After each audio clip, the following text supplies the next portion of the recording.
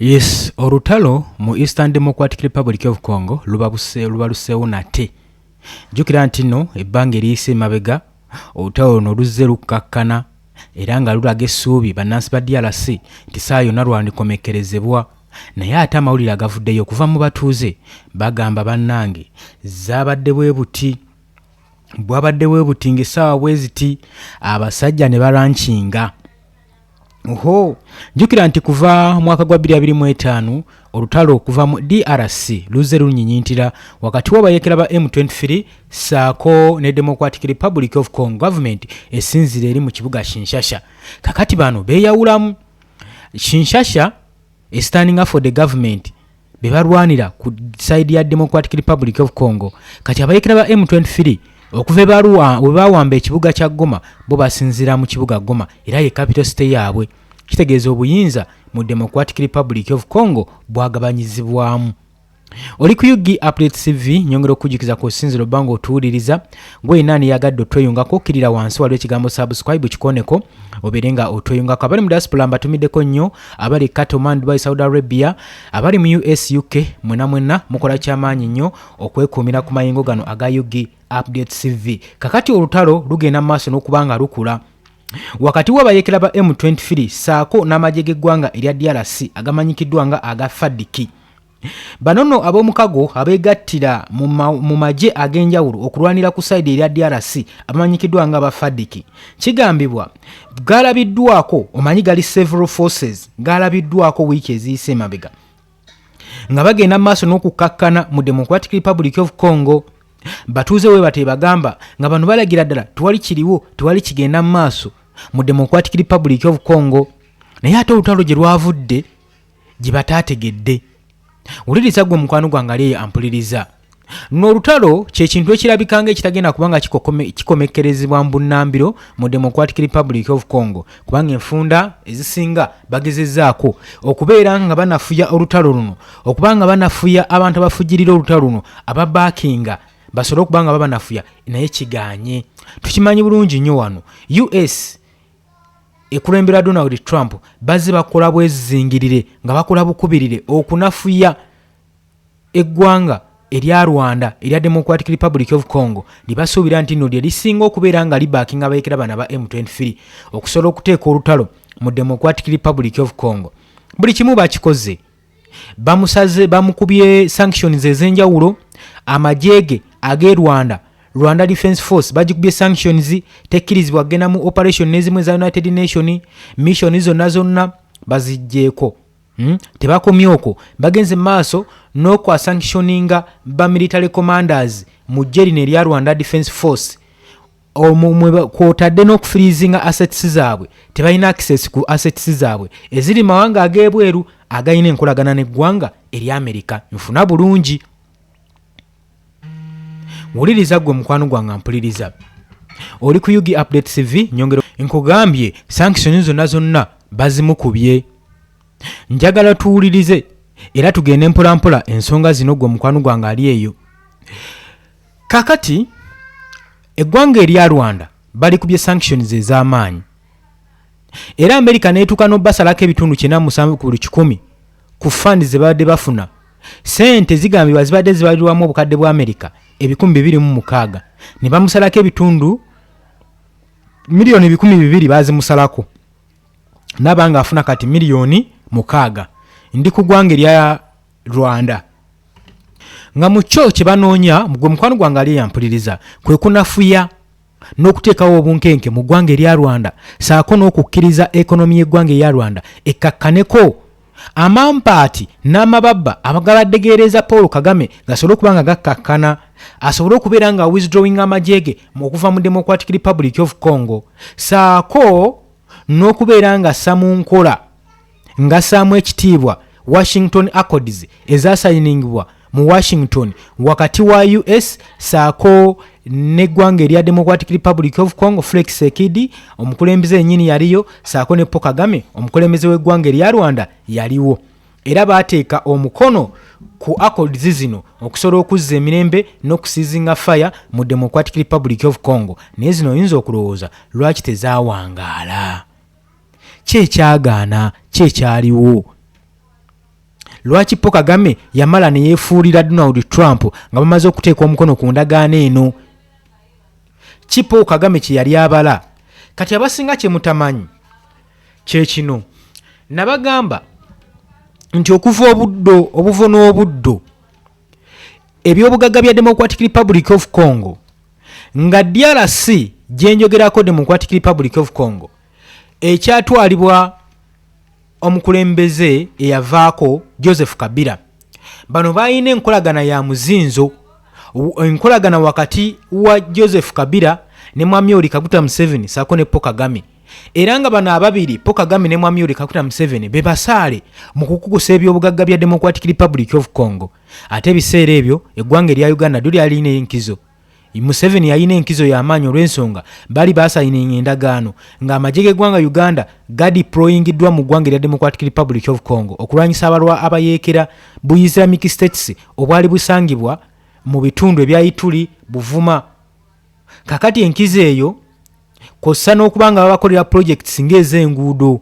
Ebyobugagga bino byatwalibwanga babiri Paul Kagame ne Mwami Yoweri Kaguta Museveni nga bagenda mu maaso n'obbiguza eggwanga erya Amerika n'erya Israeli. Ng'olwa Amerika tennaba kubanga eyingirawo kusayininga endagaano ne DRC. Naye okuva Amerika we yasayininga endagaano eyongeeraga nti ebyobugagga bya Democratic Republic of Congo ebisinga byonna bibulonginga ku ggwanga erya Amerika. Kakati bano ne baba nga tebalina mwagaanya. Era y'endagaano Paul Kagame gye baateekako mu Washington ne bateekako omukono ne lwaki yamala ne yeefuula. Munywanyi tekyamusanyusa. Kubanga bali bamaze okujjayo omukono mu Democratic Republic of Congo. Naye nga bakyayina essuubi nti abayeekera ba M23 gye bali. Kati ate laba abayeekera ba M23 bagenda mu maaso nga banafuyizibwa. Oluvannyuma lwa Democratic Republic of Congo okufuna abayambi ab'omukaga babagiyambako ne equipments ez'amaanyi ne basobola okubanga bafunza omuyeekera wa M23. Oli ku Yugi Updates TV nyongera okujjukiza bino byonna ku sinzizo bbanga otuwuliriza. Kakati essaawa zaabadde 12:45 mbu lunaku lwabadde lwakusatu mu kibuga oba mu bubuga akamanyikiddwa nga Lubbishi saako ne Shambomba okokosa ne Gasovu areas mu Kareke territory mu Northern Kivu province. Okusinziira ku batuuze bagamba amagye ga FARDC agalwanira ku side ya Democratic Republic of Congo ab'omukaga abeegatta okulwanyisa abayeekera ba M23 batagetinze positions ezitwalibwa abayeekera ba M23 era ne bagenda maaso n'okukola strike ez'amaanyi. Okusinziira ku mwogezi w'abayeekera ba M23 Lawrence Kanyuka yavuddeyo n'akonfaminga olulwana luno ng'akola statement ku lunaku olwokusatu ng'agamba tewali mulala yakoze kino, tewali mulala gwe tuyinza kuteebereza okuggyako amagye aga FARDC ageegattira awamu okulwanyisa abayeekera ba M23 agalwanira ku side ya Democratic Republic of Congo. Bano ab'omukago be bageze maaso ne balonkinga attack eri abayeekera ba M23 mu position zaabwe mu nfo zaabwe.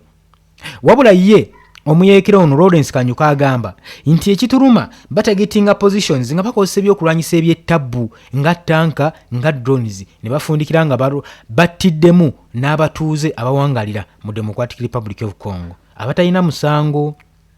Kanyuka agamba okubwatuka okw'amaanyi kwagenze maaso ne kwaffectinga density populated areas eziriraanye obutundu abayeekera bano bwe bawangalira era nga balumiriza ba civilian ne casualties abagenze maaso n'okufeesinga ba residents bano.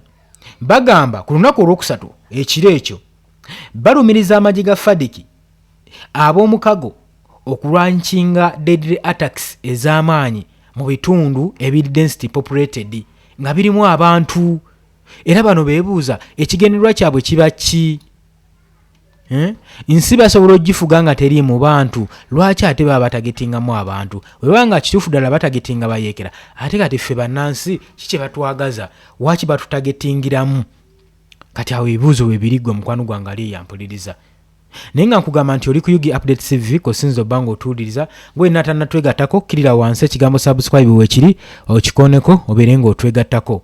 embeera ya bunkenke mu Democratic Republic of Congo nga wenkugambye nti abasajja bagenze maaso ne basumagiza ne bagaa katoloza bakola ki jukira nti ade basiriikiriramu era nga okuva Paul Kagame yavaayo n'agamba nti abayeekera kati basazeewo bakwatemu obwangu aba withdrawing badde mu ggwanga erya Rwanda era kino kibabaddeko kibadde tulinze tulabe process eno egenda kuggwetya era emmundu badde saasiriikiriddemu nga kirabika nga bagezezaako keeping peace ceasefire agreement naye ate kigambibwa nti abalwanira ku saidi ya Democratic Republic of Congo amajja ga FARDC genyinyini ge gavuddeyo ne gateekawo embeera ne gabakubasumagiza kino nno tekyasanyudde bayeekera bano aba M23 era saa yonna wandaba otonga luzemu okulankingibwa jukira nti enjovu ebiri we zirwanira wabeerawo kusiitaana era tusaasira nnyo abatuuze abagenda kubanga bawangalira mu bitundu ebyo abawangalira mu bitundu ebyo mu Southern Kivu owaabo abagenda mu maaso n'okubeera nga balooza ku lutalo luno n'obukambe bwalwo jukira nti abayeekera bo bava bagamba nti bo tebalwanira bukulembeze balwanira nsi yaabwe kulicognizingibwa nga bannansi b'eggwanga erya DRC ate era n'ekirala bakooye enguzi esusse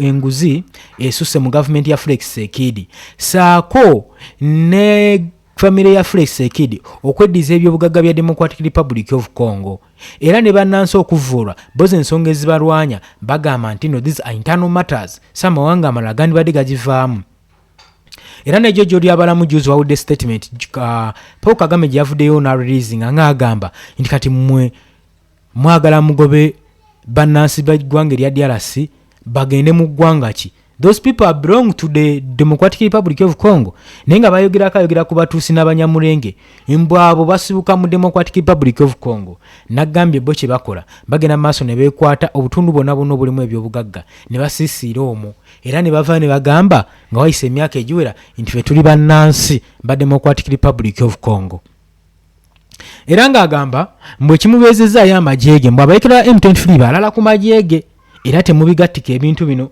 mbwe amajeege agadiployinze mu bibira ku border post okuliraana Democratic Republic of Congo ne mundu olw'ensonga nti mu 1994 Rwanda genocide emaze okuggulwawo abayeekera bano abahutu baddukira mu ggwanga erya DRC mu bibira eyo era ne kaakati bagenda maaso n'okwetraininga balinda ssaawa busaawa basobole okubeera nga balwanchinga deadly attack ku ggwanga erya Rwanda bazze Rwanda genocide wano mu ggwanga lyaffe naye ate Felix Tshisekedi agamba kino tagenda kiganya kubaawo wadde n'omulundi n'ogumu n'ogw'eddagala agamba agenda kulwana bwezizingirire oba bamusanctioninga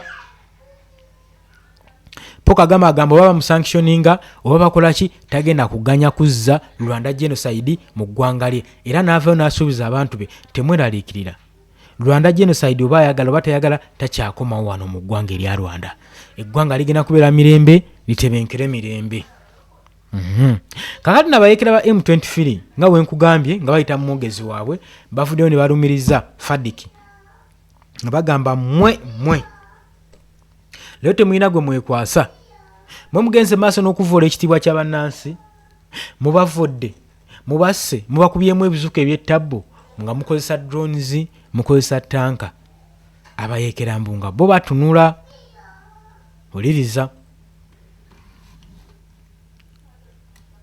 kakati nga wokimanyi nti oli ku Yugi Update TV kosinza obanga otuuliza kwe kutwalira gwayagala otweyonga kunja kutegeeza nti kirya wansi ekigambo subscribe weekiri awo kikoneko obeere nga naawe otweyongako gwe mukwano gwange ale yampuliriza nkyakutwala mu maaso wuliriza kakati nno Lawrence Kanyuka omwogezi w'abayeekera ba M23 agamba nti ebibwatuka eby'amaanyi ebyakubiddwa byafectinze densely populated areas era abatuuze ne bagenda mu maaso n'okubeera nga bakyuzinga ba casualties era ne bifoosinga ba residents okudduka mu maka gaabwe abatuuze badduse mu maka gaabwe ne bagalekawo olw'ebibwatuka eby'amaanyi ebibadde bigenda mu maaso n'okukozesebwa amagye g'eggwanga erya DRC aga FARDC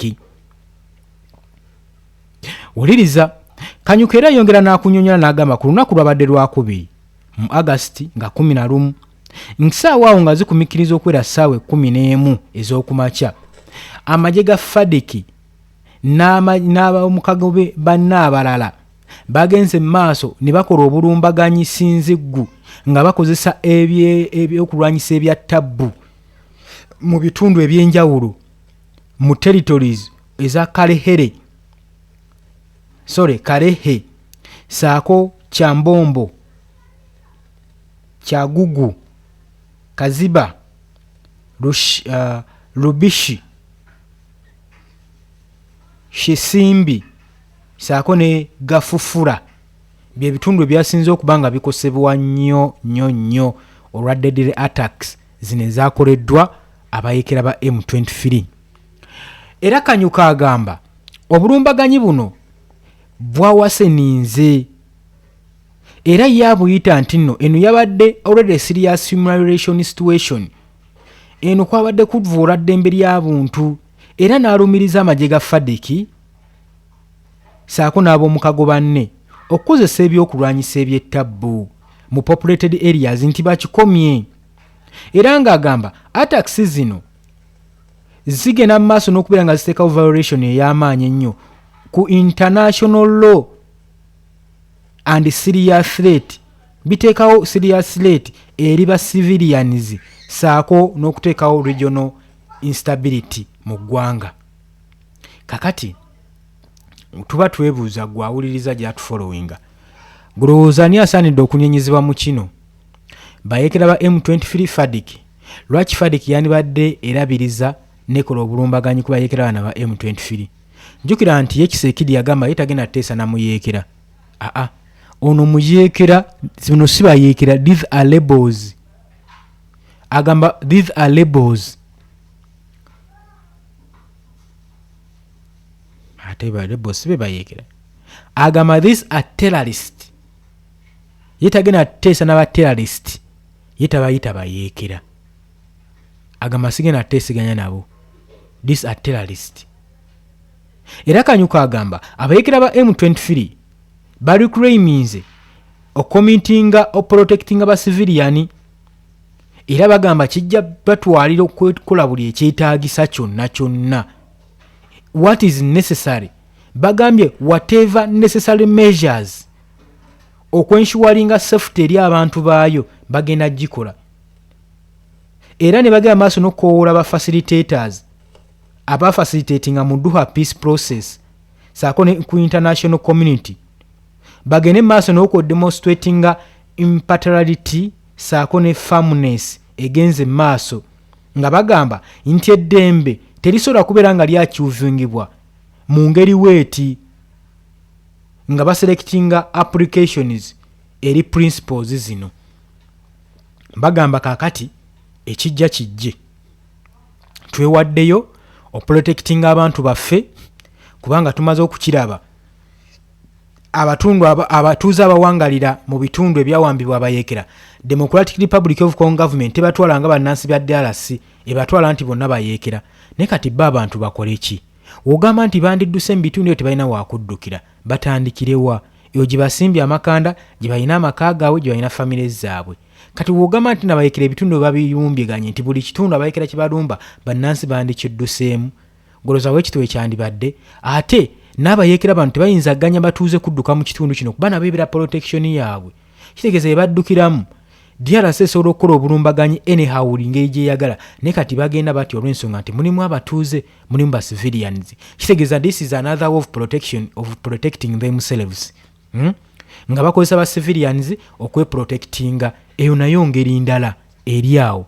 Era Kanyuka omwogezi w'abayeekera ba M23 yagenze maaso n'okukoowola kiyayise appropriate response eri oyo yenna alina agenda maaso n'okuviolentinga committee eri against the Congolese government, ng'agamba kino kyabadde necessary okupreservinga credibility eya Doha peace process no protecting aba civilians. Era ng'agamba amagye ga FADC tegavuddeeyo ku ensuwalinga statement ku respondinga ku bibyogerebwa mu kaseera kano ku publication eyakoleddwa nti oba bavunaanyizibwa ku kino oba nedda.